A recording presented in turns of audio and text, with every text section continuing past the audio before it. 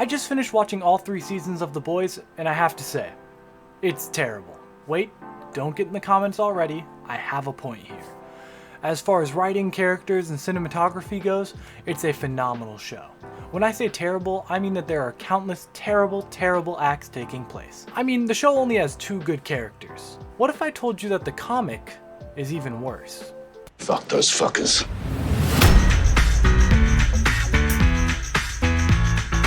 Hi, real quick before we get started, I am only 60 subscribers away from 1,000, and it would mean so much to me to reach that goal by the end of the year. So if you could, please subscribe.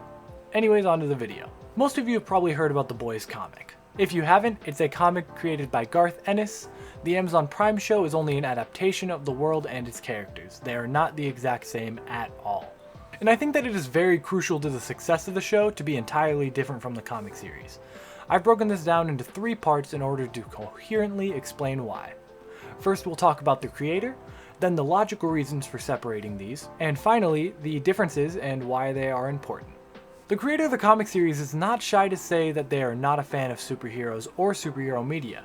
They actually say that they hate superheroes. This is fine for the most part. I mean, I usually think that the over-encompassing hatred of all superhero media is just for the sake of being contrarian, and in turn makes it sound kind of pretentious because it just makes you seem like, you know, better than everyone else. But that's fine. I mean, we all have our own opinions. The only problem starts when you start to make your own superhero comic. It clouds your creativity, and this definitely shows in the comics.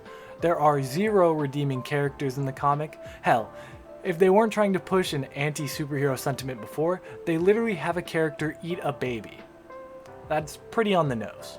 And without any redeeming qualities, there's no one to root for. Of course, in the comics, you by default root for the boys because they're the name of the comics and they're killing superheroes, but they're terrible people. Oh yeah, and also they have powers in the comics which totally destroys their message, but we won't get into that right now. The Amazon series does a better job of getting people to root for. There are at least 2 good people. Starlight is the only good superhero in the show, and she does everything she can to stick to her moral compass and teach others to be good.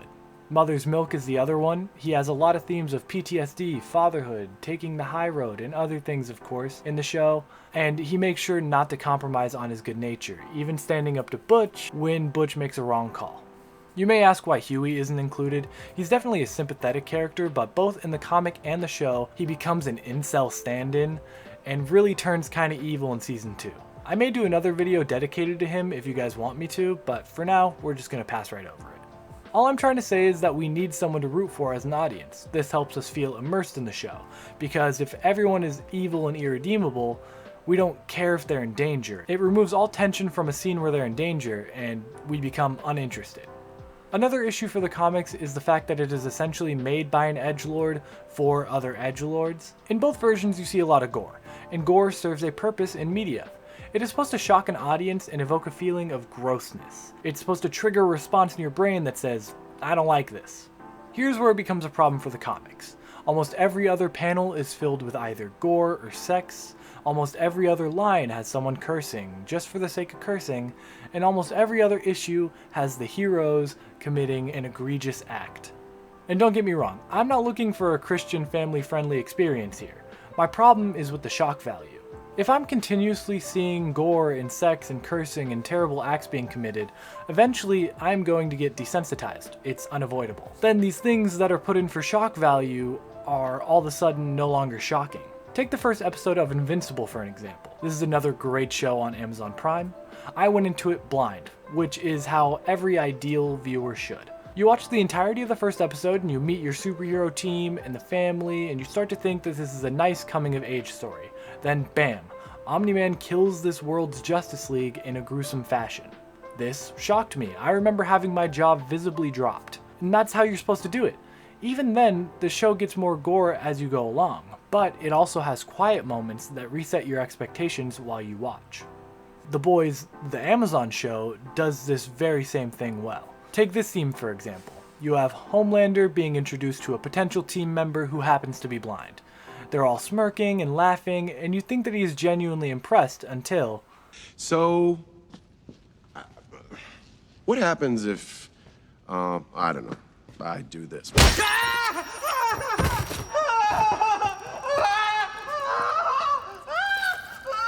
And now you're just another useless fucking blind guy. This must be some kind of a joke. Yeah, shocks you, right? That is so important when telling submersive stories. Now let's talk about some key differences between the show and the comic series and why they're important. There are spoilers here, so you have been warned. If you are interested in watching the show, just come back after watching it. One of the biggest differences from the show to the comics is the fact that in the comics, the boys actually have powers. I mentioned this before.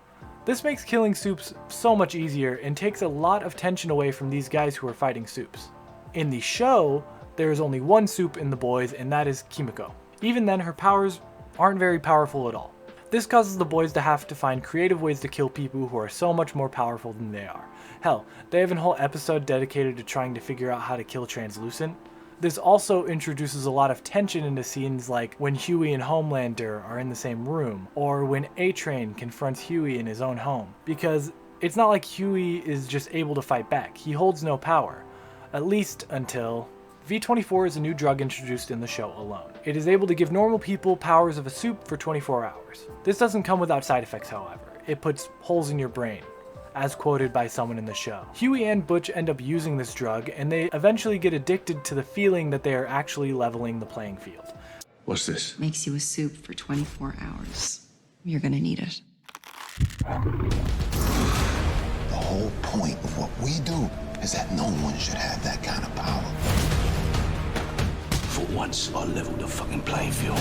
This is a very interesting arc where you know that every time these guys use their powers, they're destroying their bodies. This also brings up a moral dilemma that I had with the comics. If the boys have powers, aren't they no greater than the people that they're trying to stop? And the show brings this up and answers this.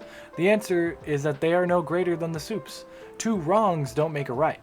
Okay, give me a second to go all SJW here, but another thing to add is that the comic has a lot less women and minorities. Even when women are included, most of the Supes are white. The show fixes this by changing some of the characters. This isn't necessarily a problem, but it is definitely a difference that I noticed and wanted to say. And finally, the Amazon show fixed the worst plot twist I've ever seen in any piece of media. I am not exaggerating, this is a genuine belief of mine. The big twist in the comics is that Black Noir is actually a clone of Homelander and is actually doing all these evil things like eating a baby and such. Boo! That stinks. And it stinks so much that it made me hate the entire comic series. Luckily, the show gave Homelander X-ray vision and shows Black Noir's face in a backstory. So Homelander would have figured out by now if he was a clone, and the backstory shows that he is not a clone. Overall, completely revamping Black Noir in the show is a very important thing for them to do, and it fixed a lot of bad writing that was in the comics. And I think that Black Noir is an incredible character in the show and is a great parody of Batman.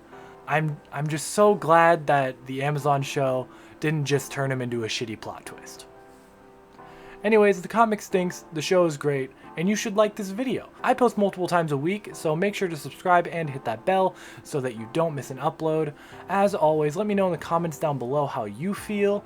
I read all of them, and I mean all of them. Anyways, make sure to tune in to Saturday's video. Okay, bye!